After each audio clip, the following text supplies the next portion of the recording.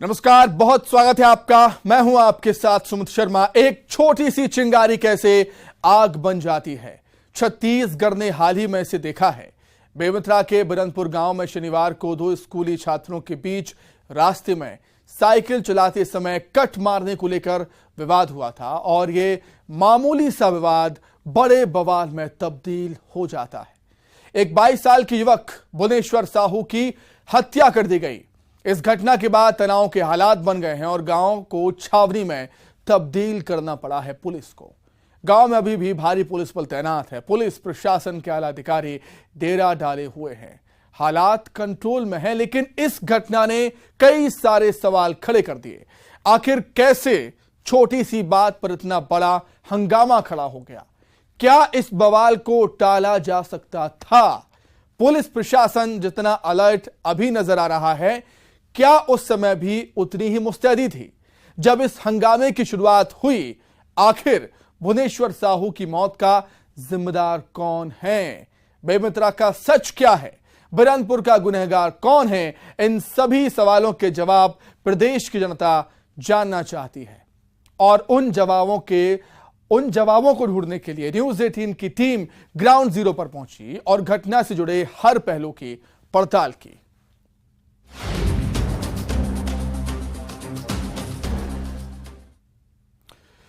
चप्पे चप्पे पर फोर्स, जगह जगह बैरिकेडिंग, पुलिस की गाड़ियों की आवाजाही, दिन के उजाले में भी गलियों में पसरा सन्नाटा। बेमेतरा के बिरनपुर गांव का ऐसा ही नजारा है। पिछले कई दिनों से तनाव के हालात हैं और युवक की हत्या के बाद गांव को छावनी में तब्दील कर दिया गया। सिर्फ बिरनपुर गांव ही नहीं, आसपास के 8 किलोमीटर की दायरे में पुलिस बल तैनात। 600 से ज्यादा पुलिसकर्मी दिन रात ड्यूटी पर हैं। एसपी, कलेक्टर से लेकर आईजी तक डेरा डाले हुए हैं। हालात पर हर पल नजर है। सीएम भूपेश बघेल ने मृतक के परिजनों को 10 लाख रुपए के मुआवजे और परिवार के एक सदस्य को सरकारी नौकरी देने का ऐलान कर दिया। प्रदेश की सरकार की ओर से मदद की गई है और बिरनपुर में सुरक्षा के तमाम इंतजाम भी हैं। गांव के क्या हालात हैं, ग्रामीणों का क्या कहना है, पुलिस प्रशासन का क्या कुछ कहना है, क्या अभी भी तनाव बरकरार है या हालात कंट्रोल में है? इन सभी सवालों के जवाब जानने के लिए ग्राउंड जीरो पर न्यूज 18 की टीम पहुंची है और हालातों का जायजा लिया। हम इस वक्त मौजूद हैं इस गांव में जहां पे ये घटना घटित हुई है और आप देखिए, मैं अपने सहयोगी राजेंद्र जी से कहूंगा कि चारों तरफ आपको सिर्फ अगर पुलिस नजर आएगी तो पुलिस पूरी तरह से मुस्तैद है और सुरक्षा बल यहां पर तैनात किया गया है। इसके अलावा इक्के दुक्के लोग हैं जो आ रहे हैं। अभी भी जो लोग आ रहे हैं वो परिवार के लोग हैं। बाकी हर कोई हर तरफ सन्नाटा पसरा हुआ है। एक अलग मोहल्ले की ये तस्वीर है। इसके अलावा हम दूसरे मोहल्ले की भी तस्वीर आपको दिखाएंगे और बड़ी संख्या में यहाँ बल तैनात किया गया है। लगभग 600 फोर्स है। इस गांव की आबादी लगभग 800 है और लगभग उतने ही पुलिस फोर्स यहाँ पर तैनात किया गया है ताकि किसी भी अप्रिय स्थिति से निपट सके। हम अगली तस्वीर भी आपको दिखाएंगे कि और किस तरह की स्थिति है। बिरनपुर में भुवनेश्वर साहू नाम के जिस युवक की हत्या के बाद बवाल हुआ, उसके परिजन अब किस हाल में हैं, ये जानने के लिए न्यूज 18 की टीम उनके पास भी पहुंची। अभी फिलहाल ठीक है, पुलिस फोर्स से पूरा साथ दे रहा है जी। ठीक। और क्या है, किस तरह की दिक्कतें क्या कुछ हो रही हैं या फिर कैसे कर रहे हैं आप लोग? अभी फिलहाल दिक्कत अभी नहीं है, पूरा फोर्स है तब तक के। अब बाद में कोई तकलीफ होगा ना सर, बाद में हो सकता है जी। क्या कितना सुरक्षित महसूस करने लग रहा है क्या कि बीच में फिर कुछ माहौल खराब हो सकता है? अभी यहाँ पर हैं तो सुरक्षित हैं सर। हाँ, इनको बोलिए। अभी ठीक है सर। हाँ, बाकी आगे डर लग रहा है। हाँ, क्या चाहते हैं आप लोग? अब सुरक्षा चाहिए सर। अब छोटे छोटे लड़का मन है, स्कूल जाते आते तब घर पर तो कुछ न कुछ सुरक्षा चाहिए। एक पहले कोई विवाद हो इसका ओकर कर मृतक? अब गांव में छोटे छोटे विवाद चलते सर। नहीं, ओकर कुछ हो रही नहीं हो सर। वो काम वगैरह सो है, काम से ऐसे और नाहिशखोरी से। ओकर बाद कुछ आवाज ऐसे गाँव डहर, अब बहुत नहीं रहे, कुछ आवाज ऐसे तक हम बाहर रहे तो आवाज ऐसे तक ये से का होते ऐसे करके तब वही तरफ अब लेके वाला। राजेंद्र साहू बता रहे हैं कि फिलहाल तो पुलिस की मौजूदगी से वो सुरक्षित महसूस कर रहे हैं। लेकिन डर है कि पुलिस के जाने के बाद क्या होगा। न्यूज 18 की टीम मृतक भुवनेश्वर साहू के घर भी पहुंची। यहां गरीबी ऐसी थी कि घर में दरवाजा तक नहीं था। देखिए क्या हालात मौजूद है मृतक भुवनेश्वर साहू के घर में। हम तस्वीर आपको दिखाना चाहेंगे। पूरा शोकाकुल परिवार है और आप देख सकते हैं कि इस विवाद से भुवनेश्वर को किसी तरह का कोई लेना देना नहीं था। उसके परिजन बता रहे हैं कि वो घर में आए, उसके बाद नहाने धोने के बाद वो निकले और अचानक उस पर हमला हुआ और उसकी मौत हो गई। अब देख लीजिए कितना ये गरीब परिवार है और आप देख सकते हैं कि ये घर तो है लेकिन दरवाजा बिल्कुल नहीं है। और तो इससे अंदाज़ा लगाया जा सकता है उसकी गरीबी, उसकी मुफलिसी। अगर वो किसी विवाद में रहता तो इस तरह की सिचुएशन नहीं होता।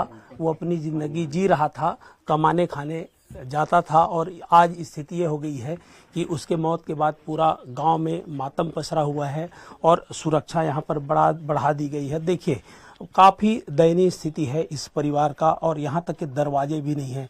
इसको देख करके ये लग रहा है कि इस कलयुग में आज भी सतयुग जिंदा है। दरअसल इनके दरवाजे ही नहीं है, तो इसे साफ अंदाजा लगाया जा सकता है कि इस परिवार के पास, भुवनेश्वर के पास कुछ था ही नहीं खोने के लिए, लेकिन उसने अपनी जान खो दी है। अगर पूरे गांव की बात करें तो गांव में अभी भी सन्नाटा पसरा है, लेकिन अच्छी बात यह है कि भारी पुलिस बल की तैनाती में हालात काबू में है, कंट्रोल में है। ग्रामीण खुद को सुरक्षित, सेफ महसूस कर रहे हैं।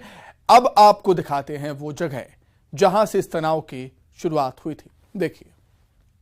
देखिए ये वही घटना स्थल है जहां पर खून खराबा हुआ था। उसके बाद स्थिति तनावपूर्ण हो गई और अभी भी देखिए यहाँ पर खून के निशान है वो मौजूद है। ये कहा जा सकता है उसके बाद गांव में अभी भी तनाव की स्थिति है। और यहाँ अब देख सकते हैं कि बैरिकेटिंग लगाई गई है, अलग से फोर्स है CAF का वो लगाया गया है ताकि यहाँ पर कोई भी जो लोग हैं वो अंदर ना पहुँच सके। और पूरी तरह से गांव में सन्नाटा पसरा हुआ है और यहीं पर बैठक आयोजित की गई थी, ऐसे गांव वाले बता रहे हैं। तो ये कहा जा सकता है कि अभी भी गांव में तनावपूर्ण स्थिति है। हालांकि स्थिति नियंत्रण में है, कंट्रोल में है और इसी चबूतरे में सभी जो बैठक है वो आयोजित की गई थी। गांव में हुए बवाल के बाद पुलिस प्रशासन ने मोर्चा संभाल लिया है। हालांकि हालात कंट्रोल में है, लेकिन लोगों के मन में डर अभी भी है। लोगों के इस डर को दूर करने पुलिस तैनात है। गांव के चारों तरफ बैरिकेडिंग की गई है, गलियों में पुलिस का पहरा है। हालात को सामान्य बनाने में प्रशासन की टीम भी लगातार जुटी हुई। हम इस वक्त मौजूद हैं बिरनपुर गांव में और आप देखिए चारों तरफ गांव के अंदर बैरिकेटिंग्स है वो की गई है। कोई भी व्यक्ति अंदर ना घुसे उसका पुख्ता इंतजाम किया गया है। और अब देखिए मोहल्ले की एंट्री यहाँ से होती है, यहाँ पर भी बैरिकेटिंग्स की गई है। उसके अलावा इसके दूसरे लेयर पर भी बैरिकेटिंग्स है वो की गई है। और इसके साथ ही साथ जो गली में जाते हैं, गली जो जाती है मोहल्लों में, उनके लिए भी बैरिकेटिंग्स लगाई गई है। और इसके अलावा गांव के अंदर भी बड़ी संख्या में पुलिस बल लगाया गया है। मैं अपने सहयोगी राजेंद्र जी से कहूँगा कि दिखाएं कि यहाँ पर किस तरह के पुलिस फोर्स है वो लगाया गया है। तो ये कहा जा सकता है कि सुरक्षा में कोई चूक ना हो और कोई भी उपद्रवी अंदर ना पहुँचे, इसका इंतजाम किया गया है। और अभी फिलहाल स्थिति सामान्य है वो बनी हुई है। तो ये अंदाज़ा लगाया जा सकता है कि गांव में अभी भी तनाव की स्थिति है और स्थिति को सामान्य करने के लिए पुलिस लगातार, प्रशासन की टीम लगातार ग्रामीणों से बातचीत कर रही है, लेकिन गांव के भीतर पूरी तरह से सन्नाटा पसरा हुआ है। पुलिस और प्रशासन लगातार हालात पर नजरें बनाए हुए हैं। सुरक्षा के भारी इंतजाम है। इस बीच बिरनपुर से 6 से 7 किलोमीटर दूर 2 और शव मिले। इस घटना का क्या बिरनपुर से कोई कनेक्शन है? पुलिस इसकी पड़ताल में जुटी हुई। ये बिरनपुर से साजा जाने के रास्ते में करीब 6-7 किलोमीटर दूरी पे एक खाली एरिया में 2 बॉडी मिले हैं और प्रथम दृष्टया ये हेड इंजरी के लग रहे हैं, लेकिन ये आपसी झगड़ा हुआ है या किसी और ने हत्या किया है इसकी पुष्टि नहीं कर पा रहे हैं, इसलिए पोस्टमार्टम के लिए भेजा गया है। जैसे पोस्टमार्टम होती है हम आपको डिटेल्स बता पाएंगे। सर ये आप लोग भी जांच कर रहे होंगे कि घटना से रिलेटेड तो नहीं है ये पूरी, ये जो वाकया है बिरनपुर से रिलेटेड? अभी हाँ या ना बोलना मुश्किल है क्योंकि हमें भी मालूम नहीं है कि किस तरह का इंजरी है और कारण क्या है डेथ का। और तो हमारी टीम लगी हुई है शिनाख्त करने में, जैसे आदमी पहचान हो जाए और इंजरीज का नेचर पता चल जाए फिर हम अनुमान लगाने में। कोई मिसिंग पर्सन की जानकारी और कौन सी गांव में मिली है बॉडी? वर्तमान में नहीं है, इसमें हमारी टीम लगी हुई है। बिरनपुर की घटना पर सीएम भूपेश बघेल ने बड़ा ऐलान किया। सीएम ने मृतक के परिवार के सदस्य को सरकारी नौकरी और 10 लाख रुपए सहायता राशि देने का ऐलान किया है। इस बीच छत्तीसगढ़ प्रदेश साहू संघ के पदाधिकारियों ने सीएम से मुलाकात भी की थी। सीएम ने कमिश्नर के नेतृत्व में ही उच्च स्तरीय जांच के आदेश दिए और लोगों से शांति बनाए रखने की अपील की। अभी एक बहुत हाई लेवल की बैठक हुई है। बिरनपुर में जो घटना घटित हुई है बेहद दुखद है। आदरणीय मुख्यमंत्री जी ने गंभीरता से लिया है। हम सब ने न केवल बिरनपुर और अपने पूरे विधानसभा क्षेत्र, पूरे प्रदेश में आम जनता से शांति कायम रखने की अपील की है। अफवाहों से लोगों को बचना है। सरकार कृत संकल्पित है। जो लोग भी दोषी हैं, जो लोग भी अपराधी हैं, उनके खिलाफ सख्त से सख्त कार्रवाई की जा रही है। साहू समाज के प्रतिनिधिमंडल भी आज माननीय मुख्यमंत्री जी से भेंट किए थे। जो मृतक है उसके परिजन में से किसी एक को नौकरी की घोषणा, उसके परिवार को 10 लाख रुपया आर्थिक सहायता की घोषणा और इस पूरे प्रकरण की प्रशासकीय जांच संभागायुक्त दुर्ग से करने की घोषणा माननीय मुख्यमंत्री जी ने की है। और उन्होंने निर्देश दिया है कि केवल 1 सप्ताह के अंदर जांच करके पूरी रिपोर्ट माननीय मुख्यमंत्री जी को और शासन को सबमिट करेंगे और जो भी दोषी पाए जाएंगे उनके खिलाफ सख्त से सख्त कार्रवाई की जाएगी। आप सबके माध्यम से मैं पूरे प्रदेश और अपने क्षेत्र में सभी से शांति व्यवस्था बनाए रखने की अपील करता हूं। तनाव के हालात के बीच बेमेतरा के मुस्लिम समाज ने अपील भी की है। समाज के मुखिया शहीतर खान ने कहा है कि हमें शांति से रहना है, हमें कोई विवाद नहीं चाहिए, हम सबके साथ मिलजुल कर रहना चाहते हैं। हम तो सबसे मिलजुल कर रहना चाहते हैं। हमको कोई मतलब नहीं लड़ाई झगड़े से। जी हमको खामोश रहिए। नहीं कहा है दुनिया वाले कि लड़ो, नहीं कह रहा है कुरान जी। हाँ, भाईचारा है, सब अपने अपने रास्ते में चल रहे हैं। हम कहेंगे हम बड़ा है वो बड़ा है, ये सब गलत है। सबका मालिक एक है। हाँ, सबसे यही अपील है। हाँ जी, हाँ, शांति होना चाहिए, मोहब्बत होना चाहिए बस। तो बिरनपुर में हालात सामान्य करने के लिए पुलिस की टीम जुटी हुई है, लेकिन इस घटना ने कई सारे सवाल खड़े कर दिए हैं। पुलिस प्रशासन पहले क्यों नहीं हुआ अलर्ट? न्यूज 18 के भी कई सवाल हैं इस घटना को लेकर। सबसे पहला यह कि पुलिस प्रशासन पहले क्यों अलर्ट नहीं हुआ। दूसरा सवाल यह है कि गांव में तनाव के पहले खबर नहीं मिली थी क्या। तीसरा सवाल यह उठता है कि ग्रामीणों को समझाने की कोशिश नहीं की गई क्या। और चौथा सवाल यह उठता है कि पुलिस ने पहले क्यों नहीं बरती सख्ती। जो सख्ती अभी दिख रही है वो पहले क्यों नहीं दिखाई गई। पुलिस प्रशासन पहले से ही क्यों अलर्ट नहीं हुआ। पुलिस ने पहले सख्ती क्यों नहीं बरती। जो सख्ती अभी है वो सख्ती पहले क्यों नहीं दिखाई पुलिस ने। क्या पुलिस का सूचना तंत्र नाकाम हुआ है? क्या पुलिस की नाकामी है ये घटना?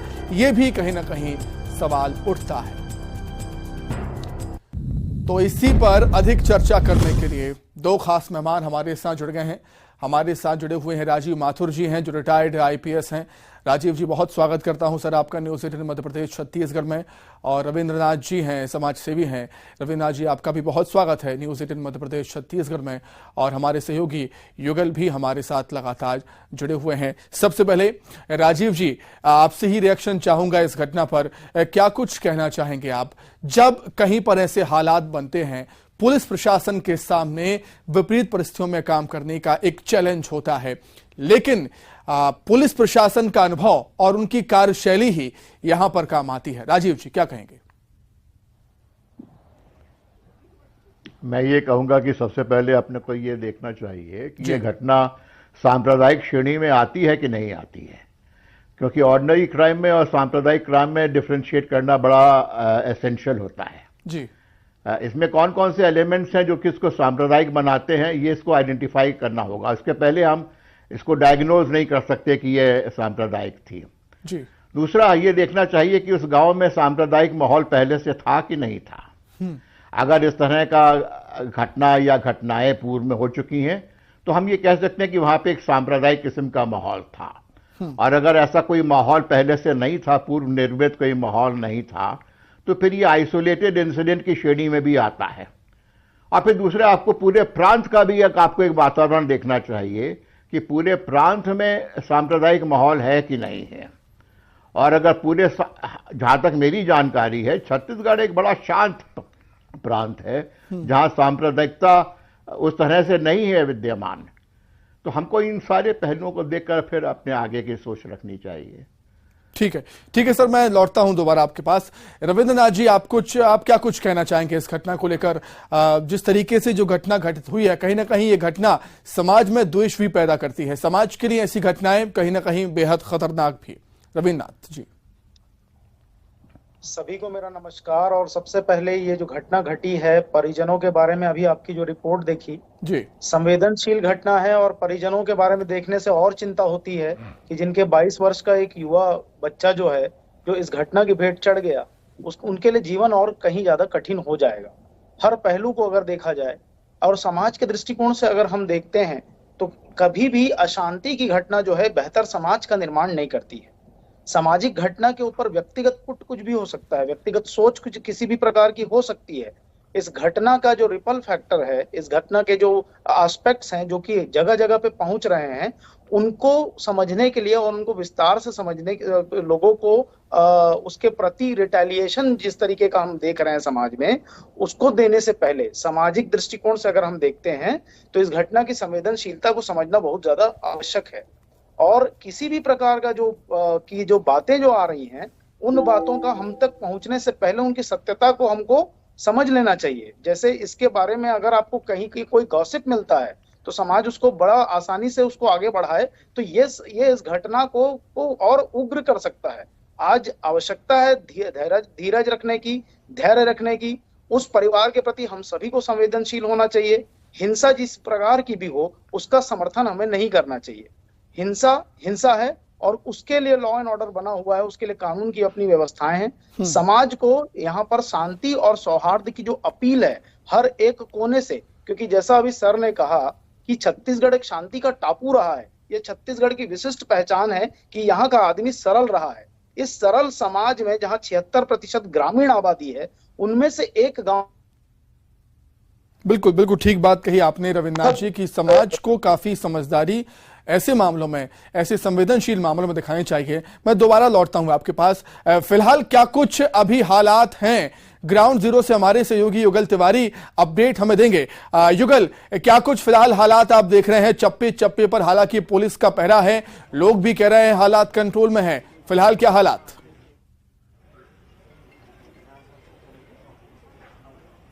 लेकिन सुमित, यहाँ पर हालात अभी पुलिस के कंट्रोल में है, नियंत्रण में है। पुलिस के आला अधिकारी हैं, कमिश्नर हैं, कलेक्टर हैं और जिले के एसपी हैं, तमाम आला अधिकारी मौके पर मौजूद हैं।